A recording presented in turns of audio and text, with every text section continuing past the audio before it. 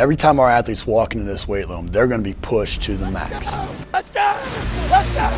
The barbell hasn't changed in over 100 years. I can take a 25-pound plate, and we'll go out on the turf, and I'll have you hating life. We talk about straining your gut, pushing past that comfort level. I want a lot of energy. What better breeding ground is there for being a success in life than the weight room?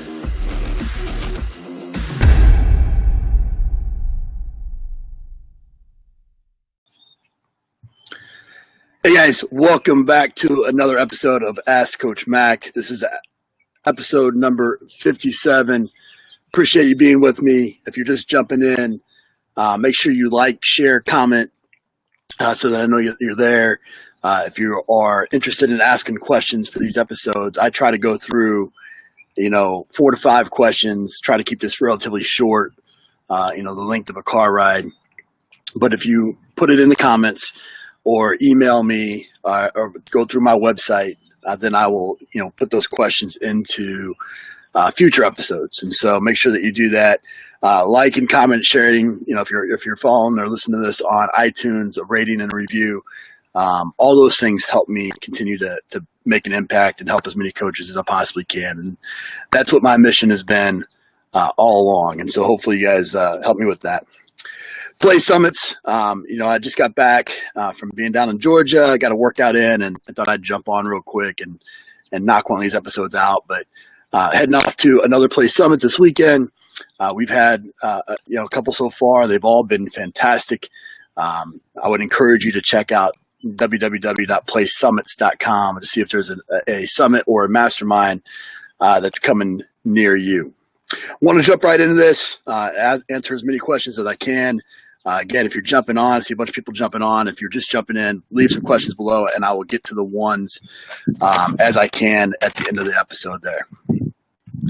So first question, Jason asked, Ron, do you use GymAware or tendo units with your team? If so, do you use different velocities for new athletes compared to veterans during a periodization block? And Jason, good question. Appreciate you asking that. Basically, my answer is this. I mean, with your new athletes, I would not use tendo, GymAware, or any kind of velocity-based training because they need to demonstrate to you the ability to be able to handle high limb speeds. And so there needs to be a set strength level, a base strength level that needs to occur. And then from there, once you progress along and you start to incorporate some dynamic effort movements into your training session, it's all relative, because the speed is going to dictate the amount of weight, and that's going to be relative to the athlete's strength level. So I would encourage you first to make sure that you're doing just a basic linear periodization program or just any kind of basic periodization model. And then as your athletes excel, usually for us, that was junior, senior year in college, and then we'd start to incorporate some high velocity VBT type of training. And so hopefully if Brian is watching this, Dr. Brian Mann, if he's watching this, which he usually does, I would hope that he would agree with me on that. See, Chris jumped in. Again, guys, comment below. Let me know you're there and, ask some questions as you go. Appreciate you being here, Chris. Next question, Marc. Marc asked, Coach, question about squats and 90 degrees. Where did 90 degrees come from? I watched my 18-month-old son, or 18-month-old, and she squats butt to ankles. I watch Discovery Channel and see an 80-year-old selling food and trinkets on the street, squatting butt to ankles. Why isn't, that the standard? And I think, Marc, ultimately it's a handful of things. One, it's the fact that through time, we have limited our range of motion. And so I think the first thing that I would say is if you can squat full range of motion, which full range of motion is always the goal, then you definitely want to make sure that you continue to do that, because you continue to add resistance through range of motion, which is the ultimate goal. That said, anytime you go past 90 degrees, obviously there's an agonist and an antagonistic relationship with the quads and the hamstrings. And so you start to kind of have this rubber band effect on your muscles. And so if your body is not capable of doing that, is not used to doing that, that friction within the muscle can lead to a lot of injuries. And so oftentimes, because of a limited range of motion based off of being in a kind of a, not a sedentary culture environment, but sitting down in a 90-degree angle for most of classes, high school, elementary school, things like that, 90 degrees has kind of been that position that we've adapted to or evolved to over time. So I think that's mostly where it's at. I think you got open up the knee joint. There's some again some friction. Any exercise that occurs, anything that you do, there is a cost benefit relationship there. And so there is more friction that occurs when you do go beyond 90 degrees. It's just whether or not you're capable of doing that based off your range of motion. So hope that answers your question there, Mark. John asked, in the next 10 years, how do you think the field of strength and conditioning will change based off any patterns you've seen from the last decade or recently? And I see a bunch of guys jumping on. Did you have to bring in the live birds? Of course I did, Rich. Of course I did. We got to get it's a beautiful day, so I wanted to enjoy the day. So John asked, next 10 years, what do I see? I'll tell you what I hope I see, John. And I'm glad that Rich jumped in there. I see Derek jumped in and Blake. Appreciate you guys. What I hope to see is three things. One, I hope that we see a strength and conditioning degree within the next 10 years. I hope that there is an academic-based program. I think that's what's limiting us as a profession right now, is that we're lacking, a strength and conditioning degree. And because we lack that, we Frankenstein it with kinesiology and biology and exercise phys and all these other different disciplines, then we don't have research being done. We don't have standards being created, and our profession is being hurt because of that.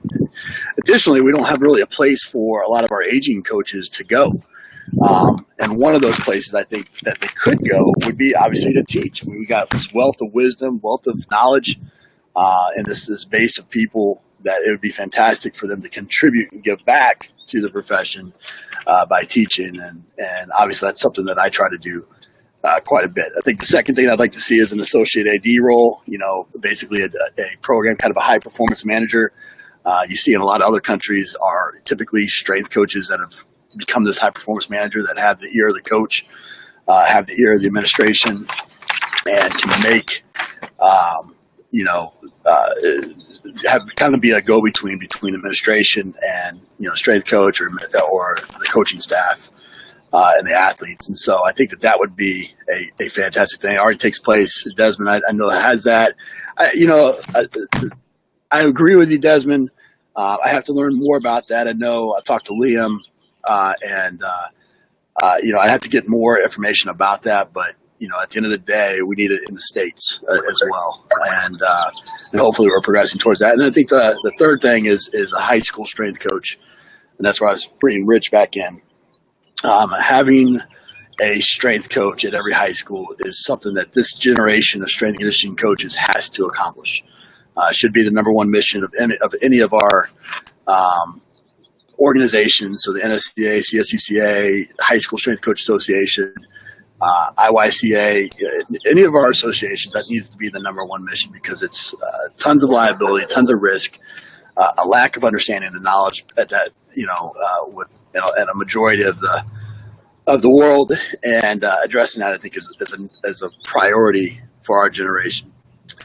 All right, Gary asked, let's see here. Gary asked, how do you like to maximize the power equation, and which areas do you emphasize, force versus velocity, and does it depend on the power of the athlete position? And of course it does, Gary. I think, you have to figure out what your goals are for that training period, whether or not it is to produce more power, to produce more strength. And I think that those are things that absolutely have to occur. But I would say this is all, strength and power lie on the same continuum. And so by increasing one, you're going to increase the other. And so if you take the power equation, force times distance over time, if you increase force, so if it's two times 1 over 1, and you increase it to 3 times 1 over 1, obviously power goes up. And so not building a good, solid strength base is is something that's often missed. And so people, like we talked about in the first question, people want to jump right to moving high limb speeds or the power lifts or the Olympic lifts, and because of that, there's a lack of strength that's there, and a strong athlete is always going to lead to a more powerful athlete. Joe asks, high weight. Where does high reps, low weight, and low reps, high weight belong in the program? And Joe, basically, it's a basic question when it comes to program design. Typically, with your hypertrophy, that's going to be a lower weight, higher rep. With more your strength and power, it's going to be obviously lower reps, higher weight, and you're just going to progress across that continuum as well as you go. And so, depending again of what your goals are for that training period, depends on whether or not you're going to do that at the beginning. Typically, you progress from higher reps, lower weight to lower reps, higher weight, and so that's your typical kind of linear progression.